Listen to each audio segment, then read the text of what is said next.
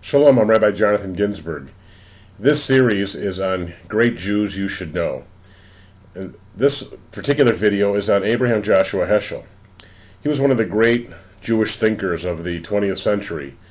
Born in Europe, and he was a chassid, in fact going to be one of the great Hasidic Rabbis. But he left Chassidut because he didn't believe that was exactly the right course for him. He then went to Berlin and studied philosophy at the University of Berlin. Got a PhD, writing a very important classical work called The Prophets, which I highly recommend, his study of the Hebrew prophets. But he finally left philosophy because he believed that philosophy answered the penultimate question, what is good? And he believed that religion and Judaism answered the most important question, which is what is the holy? Heschel wrote many books. He's very difficult to understand, even though his writing is beautiful, and it's not his first or second or third language. But he writes very poetically. If you want a systematic theology of Heschel, the book to read is The Genesis of Faith by John Merkel. But Heschel talked about God and God's demands of us and our demands of God, and I just want to read two brief passages from Heschel's book, Man is Not Alone, his study of religion, which is, it's difficult but well worth reading. He says, to define religion primarily as a quest for personal satisfaction or salvation is to make it a refined kind of magic. As long as man sees in religion the satisfaction of his own needs, a guarantee of immortality, or a device to protect society, it is not God whom he serves but himself. The more removed from the ego, the more real is God's presence. So if that's not religion, then what is religion and what is Judaism?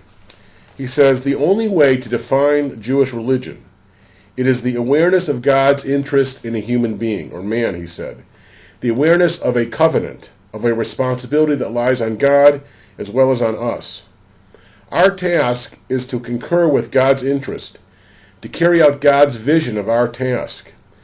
God is in need of man for the attainment of God's ends, and religion, as Judaism understands it, is a way of serving these ends, of which we are in need, even though we may not be aware of them, ends which we must learn to feel the need of. So religion is not about us. The goal in life is not to achieve immortality or to see how God can help our society protect us or satisfy our own needs. Those are the lowest form of worship, and that is a kind of primitive magic. The highest form is to understand that we have obligations to God and to carry out those obligations to help the world. Heschel brought a lot of great ideas and reaffirmed a lot of beauty to Judaism, but that's one of his main contributions.